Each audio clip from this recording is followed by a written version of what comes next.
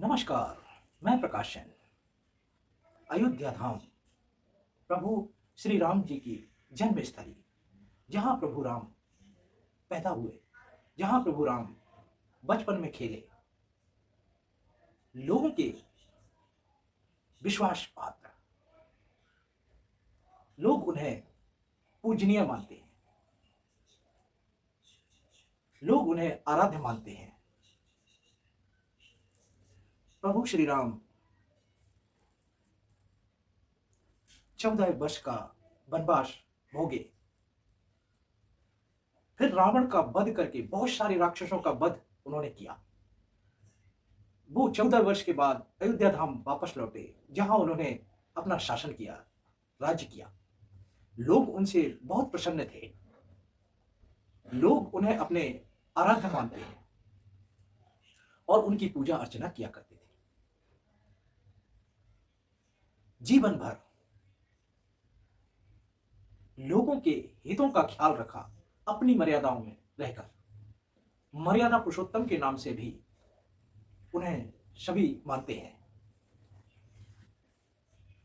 यहाँ के हिंदू धर्म के साथ साथ और भी धर्मों के लोग उनको अपना आराध्य मानते हैं। पूरी दुनिया में जो भी श्री राम जी के बारे में जानता है, वो उन्हें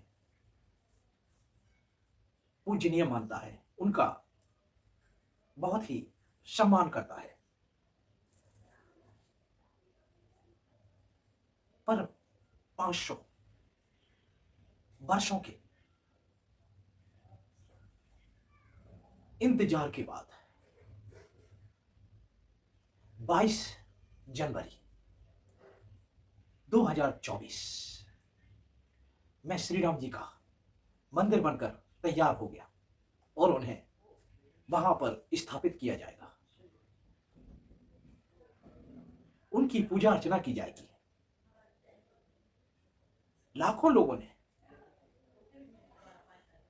कई लाख लोगों ने अपने बलिदान के बाद इस जन्म स्थली को प्राप्त किया है।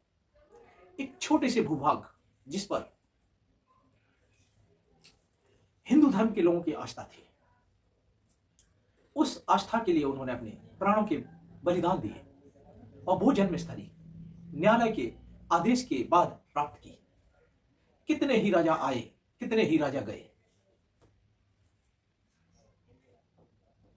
नेगेटिव एनर्जी हमेशा उस जन्म स्थली को मिटाती रही, बर्बाद करती रही। पर आखिर में जीत सत्यवादियों की हुई। प्रकृति ने नेगेटिव एनर्जी हमेशा प्रकृति को नुकसान पहुंचाने में कार्य करती रही, पर पॉजिटिव एनर्जी हमेशा अपना विरोध दर्ज कराती रही। भगवान के यहां देर होती है, अंधेर नहीं होती है। थोड़ा समय लगा। इस बीच लाखों लोगों ने अपनी आहुति दे दी। उस हवन कुंड में आज फूल खिले हैं। श्री राम जी का महल बनके तैयार हो गया है और उनकी स्थापना की जा रही है। दुराचारी राक्षसी प्रवृत्ति के राजाओं ने प्रभु श्री राम के मंदिर को तोड़वाया। उनकी जगह पे एक मड़ोला बनवाया, एक आडंबर बनवाया जो बाहर से आया था। और वो आडंबर भी कैसा था, इतनी अत्याचारी था वो राजा कि जितने अत्याचार करके कोई नहीं गया। बहुत बड़ा शैतान था जो प्रभु श्री राम के मंदिर को तोड़कर, लोगों की आस्था को कुचलकर, उस शैतान ने लोगों की भावनाओं को दुखी करके, लोगों की आत्माओं को कचोट के वहां एक ऐसी मजार बनाई जो कि ऐसा आडंबर बनाया जो कि खून से बना हुआ था, जिसमें पानी का इस्तेमाल नहीं हुआ था। जिन्होंने वहां बलिदान दिया उनके खून का इस्तेमाल किया था। इस तरह से वहां की दीवारें खड़ी की गई, वहां की दीवारों पर छपाई की गई। ऐसे खून से सनी हुई आडंबर को कोई भी ईश्वर कैसे सहन कर सकता था? पता नहीं कितने माए रोई होंगी, कितने बाप आह करके रह गए होंगे, कितने भाई अपने भाइयों के लिए रोए होंगे, कितनी मां बहनें अपने बेटों अपने भाइयों के लिए रोई होंगी, कितने बच्चे अपने पिता के लिए तड़फे होंगे, अनाथ हो गए होंगे। तब जाकर वो मड़ोला बना, आडंबर बना, लोगों की आस्थाओं को कुचल के। ऐसा आडंबर दुनिया में कहीं नहीं होगा। इतना बड़ा शैतान राजा हुआ जिसने इंसानियत को भी शर्मसार किया। उस शैतानी प्रवृत्ति के जीव ने भरपूर शैतानी प्रवृत्ति को ऊंचाई तक पहुंचाया। 500 सालों तक युद्ध चले, लड़ाई चली। उसके बाद अब जाकर सत्यवादियों को वो भूभाग मिला और लोगों ने चैन की सांस ली। कितनी भयानक रही होगी वो युद्ध की विभीषिका, कितना भयानक रहा होगा वो रक्तपात, कितना भयानक रहा होगा वो राजा, कितने भयानक वो दृश्य रहे होंगे जो सत्यवादियों के खून से उस आडंबर का निर्माण किया गया होगा। क्या ऐसे किसी की आत्मा को शांति मिलेगी क्या? बेचारे उन्होंने तो बलिदान दिए, पर वो राजा भी मर गए।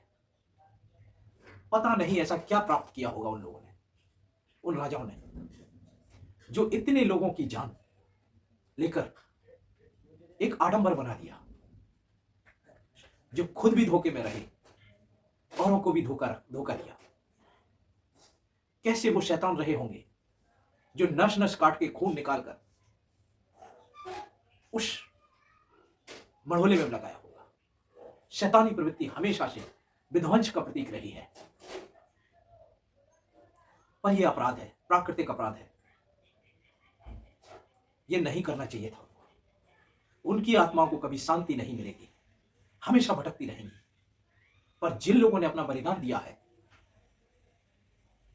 जिस दिन फैसला आया होगा उसी दिन उनकी आत्माओं को मोक्ष मिला होगा,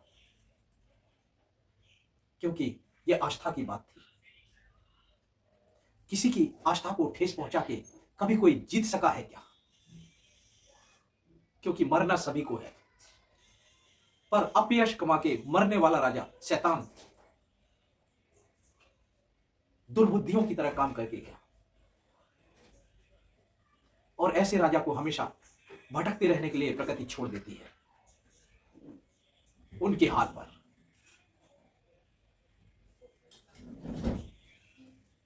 अब श्री राम जी का महल तैयार हो गया है।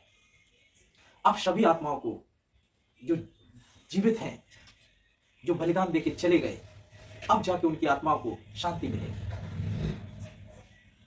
अब जाके लोगों ने पैरों में जूते पहने होंगे, अब जाके लोगों ने अपने बाल कटवाए होंगे, अब जाके लोगों ने अपने आंसू पोंछे होंगे, अब जाके लोगों ने अपने नाखून काटे होंगे, अब जाके लोगों ने अपने परिवारों को एक खुशहाल समृद्ध मार्ग की ओर इशारा किया होगा। श्री राम जी के मंदिर को देखकर सत्य की जीत हुई है। सत्य कभी किसी को नुकसान नहीं पहुंचाता, सत्य कभी पराजित नहीं होता है, सत्य से किसी को नुकसान भी नहीं होता है। सत्य की जीत हमेशा होती है। उन लोगों के बीच कितने ही धर्म के लोग आ जाएं, कितनी भी जातीय संप्रदाय क्षेत्र भाषा सबके लोग आ जाएं, वो सब खुशहाल रहते हैं। तो ऐसे कार्य प्राकृतिक कार्य होते हैं और प्रकृति ऐसे जीवों को ही मुक्ति का मार्ग दिखाती है, अच्छा जीवन देती है।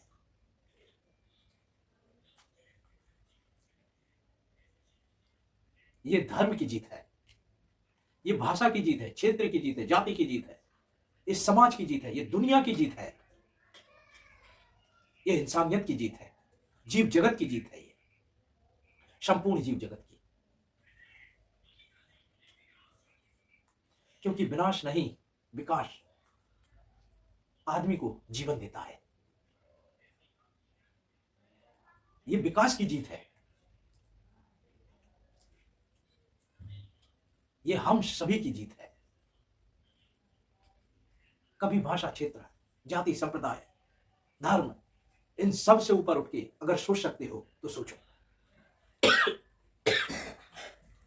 वरना जीवन तो यूं ही गुजर जाता है और जीवों की तरह। जय श्री राम।